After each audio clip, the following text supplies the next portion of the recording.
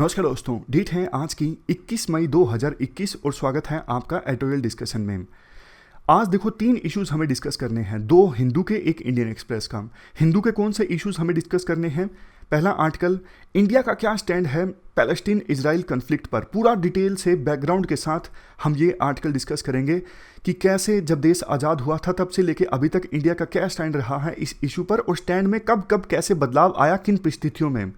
दूसरा आर्टिकल हम डिस्कस करेंगे सेंट्रल स्टेट रिलेशंस से संबंधित, और तीसरा आर्टिकल इंडियन एक्सप्रेस का इलेक्शन कमिश्नर्स की अपॉइंटमेंट से संबंधित। बट देखो आज की हम डिस्कशन 2 पार्ट्स में कवर करेंगे। पहला पार्ट जो है वो अभी आएगा मॉर्निंग में और एक पार्ट इवनिंग में आएगा। चलिए डिस्कशन स्टार्ट करते हैं। First important article, Israel Palestine issue पर इंडिया के स्टैंड से संबंधित है। कौन से पेपर से रिलेट करोगे? जीएस पेपर 2 से। देखो, ट्रेडिशनली इंडिया का जो स्टैंड रहा है इजराइल पैलेस्टीन इशू पर, आप इसको गांधी जी की एक स्टेटमेंट से समझ सकते हो। और गांधी ने ये स्टेटमेंट जिस कंटेक्स्ट में दी थी, जिन परिस्थितियों में दी थी, वो परिस्थितियां, वो कंटेक्स्ट भी आपको बता देता हूं। ये देखो, बात उस समय की है जब सेकेंड वर्ल्ड वॉर के दौरान ज्यूज पर काफ़ी अत्याचार हुआ था विभिन्न देशों में। 60 लाख ज्यूज की हत्या कर दी गई कॉन्सेंट्रेशन कैंप्स में। तो उस समय ज्यूज के द्वारा एक मांग चल रही थी, ज्यूज के लिए भी अलग से एक देश होना चाहिए, क्योंकि अलग अलग देशों में ज्यूज हैं और उन पर अत्याचार होते हैं, उनको मारा जाता है। अगर ज्यूज के लिए अलग से एक इंडिपेंडेंट स्टेट होगा तो वहाँ पे ज्यूज पर अत्याचार नहीं होंगे। बट देखो, दिक्कत ये थी ना कि स्टेट बनाने के लिए तो आपको लैंड चाहिए, बट लैंड कहाँ से आएगा? कौन सा देश अपनी ज़मीन देगा इंडिपेंडेंट स्टेट बनाने के लिए? तो यहूदियों ने ये कहना स्टार्ट किया कि पैलेस्टीन, ये जो पैलेस्टीन था ना, 1800 साल पहले ज्यूज का ओरिजिन यहीं से हुआ था, लेकिन 1800 साल पहले उनको यहाँ से भगा दिया गया था। तो ज्यूज बड़ी संख्या में यहीं पर आने लगे। उस समय ब्रिटिशर्स पैलेस्टीन पर राज कर रहे थे, तो धीरे धीरे ज्यूज पैलेस्टीन में आने लगे और उनकी सेटलमेंट्स यहाँ पर बनने लगी। और उनकी मांग ये थी कि यहीं पर हमारे लिए एक अलग से इंडिपेंडेंट स्टेट बनाया जाए पैलेस्टीन में। लेकिन तब तक देखो, पैलेस्टीन में अरब रहते थे, अरब मूल के लोग रहते थे। उन्होंने कहा, अरे भैया, आप 1800 साल पहले की बात कहाँ से लेके आ गए? अभी हम यहाँ पे रह रहे हैं, तो ये अरब्स की ज़मीन है, यहाँ पे अरब रहेंगे। विवाद हो गया, काफ़ी समय तक ये विवाद चलता रहा। हमने एक आर्टिकल में डिस्कस भी किया। अल्टीमेटली देखो, यूएन में एक पार्टीशन प्लान को एक्सेप्ट कर लिया गया। ये देखो, यूएन में ये जो पार्टीशन प्लान था ना, इसको एक्सेप्ट कर लिया गया कि 2 स्टेट बनेंगे, एक पैलेस्टीन, हरे वाला पैलेस्टीन बनेगा और ये वाइट वाला बनेगा इजराइल। खैर, कंटेक्स्ट बताते बताते मेन बात से हम भटक गए। मेन बात ये थी कि गांधी जी ने किन परिस्थितियों में अपनी एक स्टेटमेंट दी थी। तो परिस्थितियां ये थी 1947 से पहले। तो गांधी जी की स्टेटमेंट ये थी कि देखो, ये बात सच है, ज्यूज पर अत्याचार हुआ है, ज्यूज के साथ बहुत गलत हुआ है, लेकिन एक गलत को रेक्टिफाई करने के लिए आप दूसरा गलत नहीं कर सकते। मतलब यहूदियों की ये मांग कि पैलेस्टीन में ही हमारे लिए अलग से एक स्टेट बनाया जाए रिलीजियस लाइंस पर, गांधी जी ने इस मांग को बिल्कुल स्वीकार नहीं किया। गांधी जी का ये मानना था, इस लैंड पर अरब्स का हक है और पैलेस्टीन के लोगों का हक है, इजराइल इसे ऑक्यूपाई नहीं कर सकता। तो ये जो स्टेटमेंट थी ना, ये जो स्टैंड था ना गांधी का, इसी से इंडिया का स्टैंड निकल के आया शुरुआत में। जब यूएन में ये पार्टीशन प्लान एक्सेप्ट किया गया था ना, तो इंडिया ने इस पार्टीशन प्लान का विरोध किया था। क्यों? अब उसके रीजंस हैं। रीजंस क्या हैं? देखो, एक तो आपको पता है, इंडिया और पाकिस्तान का जब बंटवारा हुआ था, तो पाकिस्तान के अनुसार ये रिलीजियस लाइंस पर बंटवारा हुआ था, लेकिन इंडिया ने कहा था कि हमारा जो देश है वो रिलीजियस लाइन पर नहीं बना है, हमारा देश सेकुलर है। बेशक आपका जो देश है वो इस्लाम धर्म पर बना है, लेकिन हमारा देश सेकुलर है, ऐसा हमारे फ्रीडम फाइटर्स का कहना था। तो इंडिया ने रिलीजियस लाइंस पर स्टेट पार्टीशन का विरोध किया था। तो इजराइल पैलेस्टीन इशू में भी इंडिया का यही स्टैंड रहा कि रिलीजियस लाइंस पर, धर्म के आधार पर हम स्टेट के निर्माण का विरोध करते हैं। दूसरा, जब देखो इंडिया आज़ाद हो गया था ना 1947 में, हमारे देश में तो बहुत सारे मुस्लिम्स थे, और अगर हम इजराइल के निर्माण को सपोर्ट करते तो हमारा देश तो अभी अभी बना था। लीडर्स को डर लगता था कहीं यूनिटी जो है वो खराब ना हो जाए। अगर हम इजराइल का समर्थन करते तो देश के जो मुस्लिम्स हैं उनमें एक नाराजगी फैल सकती थी। तो उसको पहचाना लीडर्स ने और इजराइल के इस्टाब्लिश करने के प्लान को विरोध किया, यूएन में उसका समर्थन नहीं किया। आप वैसे कश्मीर का एग्जाम्पल लीजिए, उस समय देखो कश्मीर का इशू भी चल रहा था, आज भी चल रहा है, लेकिन उस समय बिल्कुल नया नया इशू था कश्मीर का। और अगर इंडिया ने रिलीजियस लाइंस पर इजराइल को सपोर्ट किया होता तो कश्मीर पर इंडिया का दावा कमज़ोर हो जाता। क्यों भाई? क्योंकि कश्मीर में तो मुस्लिम्स ज़्यादा थे। तो ये परिस्थितियाँ थी उस समय। इन्हीं परिस्थितियों के कारण इंडिया ने इजराइल के निर्माण का विरोध किया। इवन अल्बर्ट आइंस्टीन जो कि एक यहूदी थे, ज्यू थे, उन्होंने 4 पेज का एक लेटर लिखा था नेहरू को 13 जून 1947 को कि भैया आप ज्यूइश स्टेट के निर्माण का समर्थन कीजिए। लेकिन नेहरू ने आइंस्टाइन की रिक्वेस्ट को एक्सेप्ट नहीं किया और एक्सप्लेन किया कि नेशनल लीडर्स जो हैं उनको सेल्फिश होना पड़ता है, उनको देश हित में सोचना पड़ता है और देश हित में काम करना पड़ता है। इसके बाद देखो 1949 में जब यूएन में इजराइल को एडमिट करने की बात आई तो भी इंडिया ने इसका विरोध किया। इंडिया ने कहा कि यूएन में इजराइल को एडमिट नहीं करना चाहिए। हालांकि देखो उस समय हिंदू महासभा और आरएसएस के जो लीडर्स थे ना, उन्होंने सरकार के इस स्टेप को क्रिटिसाइज किया था। उन्होंने कहा था कि आपने इजराइल का समर्थन क्यों नहीं किया। आरएसएस और हिंदू महासभा के लीडर्स को लगता था कि ज्यूइश स्टेट की मांग अगर पूरी करनी है तो पैलेस्टीन उसके लिए नेचुरल टेरिटरी है, ज्यूज का ओरिजिन यहीं से हुआ है और अगर से अलग से इंडिपेंडेंट स्टेट बनाना है तो यहीं पर बनेगा और कहाँ पर बनेगा। इसके बाद देखो 1950 से लेकर 1991 के बीच इंडिया और इजराइल के बीच जो रिलेशंस थे बिल्कुल इनफॉर्मल रहे। 1947 में इजराइल का निर्माण हो चुका था, 1949 में इजराइल यूएन का मेंबर भी बन चुका था, लेकिन इंडिया ने इजराइल को रिकॉग्नाइज किया 17 सितंबर 1950 को। उस समय नेहरू ने स्टेटमेंट दी थी, इजराइल अब बन चुका है, ये एक फैक्ट है, अगर हम इसे एक्सेप्ट नहीं करते हैं तो ये यूएन के रूल्स, यूएन की पॉलिसीज़ के अगेंस्ट होगा। और इंडिया का उस समय आपको पता है यूएन में काफ़ी ज़्यादा विश्वास हुआ करता था। लेकिन देखो इंडिया ने इजराइल को इंडिया में एम्बेसी नहीं ओपन करने दी। 1992 में डिप्लोमेटिक रिलेशंस इस्टाब्लिश हुए थे इंडिया और इजराइल के बीच। इजराइल ने इंडिया में अपनी एम्बेसी ओपन की थी। उससे पहले 1950 से लेकर 1991 के बीच सिर्फ इंडिया ने इजराइल को अलाउ किया था कि आप अपना एक कॉन्सुलेट ऑफिस ओपन कर लीजिए मुंबई में। और वो भी इसलिए क्योंकि मुंबई में काफ़ी ज्यूज रहते हैं, उनको इजराइल आना जाना हो तो वहाँ से वो वीज़ा वगैरह ले सकें, इसीलिए सिर्फ एक कॉन्सुलेट ओपन किया गया था मुंबई में 1950 से 1991 के बीच। लेकिन बाद में 1992 में डिप्लोमेटिक रिलेशंस इस्टाब्लिश हुए और इजराइल ने अपनी एम्बेसी ओपन की इंडिया में। शुरू में तो देखो जैसा हमने डिस्कस किया रीजंस ये थे इजराइल का विरोध करने के। रिलीजियस लाइंस पर इंडिया पार्टीशन का विरोध करता था, इंडिया में मुस्लिम्स की संख्या काफ़ी ज़्यादा थी तो इंस्टेबिलिटी फैलती अगर इंडिया इजराइल का सपोर्ट करता। लेकिन बाद में एक रीज़न ये भी हो गया क्योंकि हम एनर्जी के लिए अरब कंट्रीज़ पे काफ़ी ज़्यादा डिपेंड होने लगे, ऑयल वगैरह परचेज करने के लिए।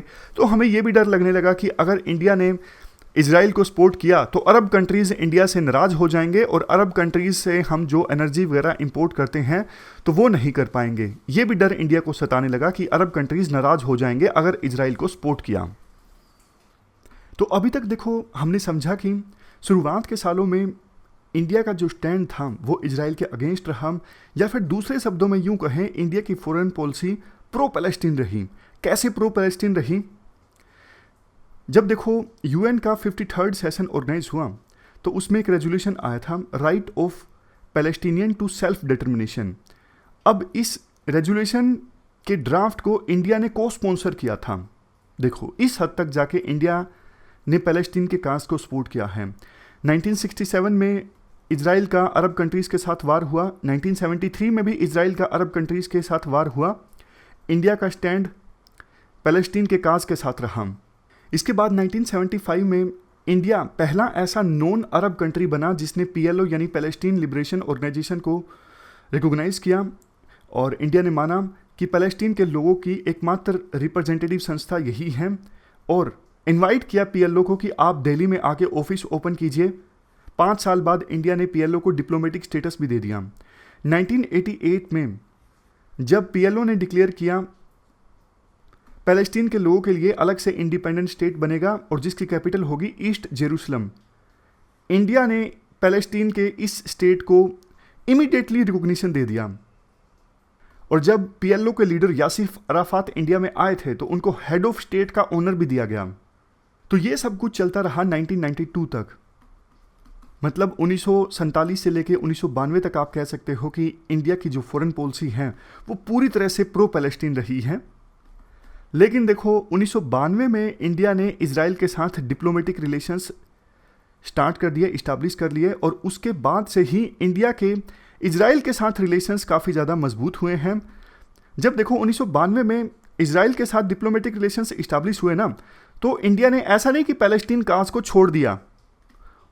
जैसे 1992 में इजराइल के साथ डिप्लोमेटिक रिलेशंस इस्टेब्लिश हुए, और जब इंडिया ने तेल अवीव में अपना एम्बेसी इस्टेब्लिश की, डिप्लोमेटिक मिशन इस्टेब्लिश किया, तो साथ के साथ पैलेस्टीन नाराज ना हो इसके लिए इंडिया ने गाजा में भी अपना रिप्रेजेंटेटिव ऑफिस ओपन कर लिया।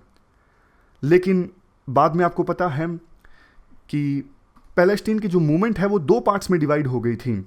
एक हमास जो अभी गाजा पट्टी से रॉकेट दाग रहा है इजराइल के ऊपर, और दूसरा वेस्ट बैंक में फतह। अब देखो यहाँ पे डिफरेंसेस ये हैं, हमास जो है ना वो तो इजराइल की एग्जिस्टेंस को ही स्वीकार नहीं करता है। दूसरी तरफ फतह जो है वो जो वेस्ट बैंक में है, फतह 2 स्टेट सॉल्यूशन को एक्सेप्ट करता है। तो इंडिया तो आपको पता है 2 स्टेट सॉल्यूशन का समर्थन करता आया है। तो इंडिया ने जब ये पैलेस्टीन मूवमेंट डिवाइड हुई अपनी एम्बेसी को शिफ्ट कर लिया। पहले थी गाजा पट्टी में, लेकिन गाजा पर रूल हो गया हमास का जो कि इजराइल की एग्जिस्टेंस को स्वीकार नहीं करता, इसलिए इंडिया ने अपनी एम्बेसी को वेस्ट बैंक में शिफ्ट कर दिया क्योंकि वहाँ पे तो फतह का रूल था, पैलेस्टीन लिबरेशन ऑर्गेनाइजेशन का रूल था, जो कि 2 स्टेट सॉल्यूशन को एक्सेप्ट करते हैं। और बाद में भी इंडिया ने कैसे पैलेस्टीन के काज का समर्थन किया, एग्जाम्पल देखिए 2011 में पैलेस्टीन यूनेस्को का फुल मेंबर बन गया और इंडिया ने इसका समर्थन किया। 2015 सितंबर में एक रेजोल्यूशन आया था कि यूएन के ऑफिस में पैलेस्टीन का फ्लैग इस्टेब्लिश किया जाए या ना किया जाए। इस रेजोल्यूशन का इंडिया ने सपोर्ट किया था।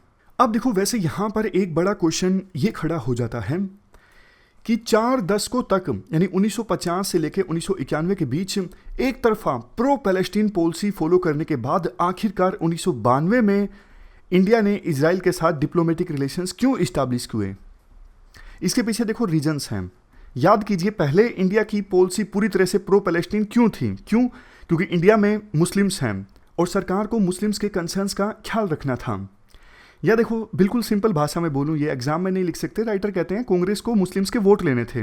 कांग्रेस नहीं चाहती थी, क्योंकि शुरुआत में कई सालों तक तो कांग्रेस ही सत्ता में रही ना, तो कांग्रेस नहीं चाहती थी कि इजराइल पैलेस्टीन इशू पर हमारा स्टैंड ऐसा हो कि जिससे देश में मुस्लिम्स नाराज हो और कांग्रेस को वोट ना दें। दूसरा इशू, इंडिया को देखो बड़ा गर्व था कि इंडिया में 30वें नंबर पे सबसे ज़्यादा मुस्लिम्स हैं, बट ना 1969 में मुस्लिम कंट्रीज़ की एक संस्था बनी, ऑर्गेनाइजेशन ऑफ इस्लामिक कोऑपरेशन। इस ग्रुप में इंडिया को शामिल ही नहीं किया गया। तो इंडिया को बड़ा धक्का लगा था कि भैया 3रे नंबर पे सबसे ज़्यादा मुस्लिम्स इंडिया में हैं और मुस्लिम कंट्रीज़ की एक ऑर्गेनाइजेशन आप बना रहे हो और उसमें इंडिया को आप शामिल ही नहीं कर रहे हो। तो इस बात से इंडिया को काफ़ी ठेस पहुंची थी। इंडिया को लगा इतने सालों से हम प्रो पैलेस्टीन पॉलिसी को फॉलो कर रहे हैं और इजराइल का विरोध करते आए हैं। इजराइल ने बल्कि हमारा साथ दिया है। तो इजराइल ने 1962 वार, 65 वार, 71 वार के दौरान इंडिया का साथ दिया। इवन देखो कश्मीर इशू पर भी इजराइल ने एक तरफा इंडिया का साथ दिया और अरब कंट्रीज ने इंडिया का साथ नहीं दिया। और अभी तक इंडिया अरब कंट्रीज के कंसर्न्स को देखते ही प्रो पैलेस्टीन काज का समर्थन करता आया था और इन्हीं अरब कंट्रीज ने इंडिया का साथ नहीं दिया कश्मीर इशू पर। इवन अरब कंट्रीज ने इंडिया पाक वार जब हुए तो इनडायरेक्टली पाकिस्तान का ही साथ दिया, इंडिया का साथ नहीं दिया। इसके बाद 1990-91 में यूएसएसआर डिसइंटीग्रेट हो गया तो इंडिया को आवश्यकता महसूस हुई कि यूएसए के साथ तो रिलेशंस इंप्रूव होने चाहिए और यूएसए इजराइल तो मित्र देश हैं। तो इंडिया को लगा कि अब इजराइल के साथ रिश्ते सुधारने का वक्त आ गया है और इसी को देखते हुए 1992 में इंडिया ने इजराइल के साथ डिप्लोमेटिक रिलेशंस इस्टेब्लिश किए। देखो जब 10 सालों तक यूपीए की सरकार रही ना तो कांग्रेस ने एक प्रकार से बैलेंस आउट करने की कोशिश की इजराइल और पैलेस्टीन के बीच। पैलेस्टीन के जो सेंसिटिविटीज़ थी, कंसर्न्स थे, उनको ज़्यादा तवज्जो दी गई। लेकिन जब एनडीए की गवर्नमेंट बनी 2014 में, इन्होंने तो एक तरफा इजराइल के साथ खुले आम, मतलब पहले इंडिया डरता था, लेकिन 2014 के बाद से इंडिया ने वो हिचकिचाहट खत्म कर दी और बिल्कुल ओपनली इजराइल के साथ रिलेशंस मजबूत करना स्टार्ट कर दिया। 2018 में प्रधानमंत्री मोदी पहले ऐसे देश के प्रधानमंत्री बने जिन्होंने इजराइल की यात्रा की, और उस समय जब प्रधानमंत्री मोदी इजराइल गए तो वो रामल्ला नहीं गए। क्यों? रामल्ला देखो अभी फिलहाल पैलेस्टीन अथॉरिटी की डिफेक्टो कैपिटल है। वैसे उनका क्लेम ये है कि ईस्ट जेरूसलम हमारी कैपिटल होनी चाहिए, लेकिन ईस्ट जेरूसलम पर तो अभी इजराइल का कंट्रोल है ना, तो फिलहाल के लिए रामल्ला पैलेस्टीनियन अथॉरिटी की डिफेक्टो कैपिटल है, टेम्परेरी कैपिटल है। तो बात वही है, बैलेंस करना इंडिया ने छोड़ दिया था। इंडिया ने 2018 आते आते तो इजराइल और पैलेस्टीन के बीच जो पॉलिसी है उसे डीहाइफनेट कर लिया। मतलब डीहाइफनेट करने का मतलब ये है, इजराइल से हम अलग से डील करेंगे, पैलेस्टीन से अलग से डील करेंगे। ऐसा नहीं कि दोनों के साथ एक साथ डील करेंगे, ये मतलब होता है डीहाइफनेट करने का। तो अभी तो देखो अरब कंट्रीज़ के साथ भी हमारे रिलेशंस इंप्रूव हैं। जब अरब कंट्रीज़ ही इजराइल के साथ रिलेशंस इंप्रूव कर रही हैं, जैसे यूएई, बहरीन, इन्होंने इजराइल के साथ अपने रिलेशंस नॉर्मलाइज कर लिए हैं, तो अब इंडिया क्यों पीछे हटे? इंडिया क्यों पहले की तरह आइडियलिज्म के रास्ते पर चलता रहे? इसलिए अब इंडिया ने हिचकिचाहट बिल्कुल छोड़ दी है। हाँ, नाम के लिए इंडिया का जो स्टैंड है अभी भी प्रो पैलेस्टीन है। इंडिया पैलेस्टीन के लिए अलग से देश का समर्थन करता है, लेकिन जैसे 1951 से लेकर 1992 के बीच एक तरफा प्रो पैलेस्टीन इंडिया की पॉलिसी थी ना, वैसी फॉरेन पॉलिसी अब इंडिया की नहीं है। तो अभी तक तो देखो हमने पूरा बैकग्राउंड डिस्कस किया डिटेल से, लेकिन अब हम बात करते हैं अभी फिलहाल जो पैलेस्टीन और इजराइल के बीच कन्फ्लिक्ट चल रहा है। अभी तो सीज फायर भी साइन हो गया है, आज की न्यूज़ है। तो इस इश्यू पर जब यूएन में चर्चा हुई तो इंडिया का क्या स्टैंड रहा? देखो टी.एस. त्रिमूर्ति, ये इंडिया के परमानेंट रिप्रेजेंटेटिव हैं यूएन में। इन्होंने जेरूसलम में जो वायलेंस हुआ उसको लेकर कंसर्न जाहिर किया, और जो पॉसिबल एविक्शन प्रोसेस है पैलेस्टीनियन फैमिलीज़ की शेख जारा में, उसको लेकर कंसर्न जाहिर किया और चेतावनी दी कि जेरूसलम में कोई भी देश यूनिलैटरली स्टेटस को चेंज ना करे। ये सारी चीज़ें पैलेस्टीन समर्थित हैं, लेकिन इजराइल की सेंसिटिविटीज़ को भी इंडिया ने एड्रेस करने की कोशिश की। जैसे हमास के द्वारा सीधा इजरायली सिटीज़ पर जो रॉकेट दागे जा रहे हैं उसका मेंशन देखने को मिला, लेकिन जो इजराइल डिसप्रपोर्शनेट स्ट्राइक कर रहा है गाजा में, उसका जिक्र इंडिया ने नहीं किया। इवन देखो इंडिया ने कहा कि हम 2 स्टेट सॉल्यूशन का समर्थन करते हैं, लेकिन 2 स्टेट्स जो इस्टाब्लिश किए जाएंगे उनकी बाउंड्रीज क्या होगी उसको लेकर इंडिया ने कुछ नहीं कहा। ईस्ट जेरूसलम सिटी को लेकर इंडिया ने कुछ नहीं कहा, जबकि 2017 से पहले इंडिया की पोजीशन ये थी कि इंडिया 1967 में जो इजराइल और पैलेस्टीन के बीच बॉर्डर था ना, उसके बेस पे 2 स्टेट का निर्माण किया जाए। इंडिया इस बात को समर्थन करता था, लेकिन अब इंडिया ने ऐसा कुछ नहीं कहा। तो दोनों तरफ से इंडिया ने बैलेंस आउट करने की कोशिश की है, बट इजराइल को ये चीज़ अच्छी नहीं लगी। इजराइल एक्सपेक्ट कर रहा था कि इंडिया इजराइल को सपोर्ट करेगा। इसीलिए जब नेतान्याहू ने, जो राष्ट्रपति हैं इजराइल के, उन्होंने, जो प्राइम मिनिस्टर है, राष्ट्रपति नहीं है, इन्होंने 25 देशों को धन्यवाद किया इजराइल का साथ देने के लिए, उसमें इंडिया का नाम नहीं था। तो इंडिया की ये बैलेंस आउट करने की कोशिश है ना, वो इजराइल को पसंद नहीं आई। तो ये पूरा आर्टिकल हमने डिस्कस किया, इजराइल और पैलेस्टीन इशू पर इंडिया का स्टैंड क्या है इस इशू से संबंधित। तो जैसा शुरुआत में मैंने आपको कहा कि आज की जो डिस्कशन है हम 2 पार्ट्स में कवर करेंगे। तो ये पहला पार्ट था, एक दूसरा पार्ट जो है वो इवनिंग में आएगा। फिलहाल इस डिस्कशन में इतना ही है। Thank you very much for discussion.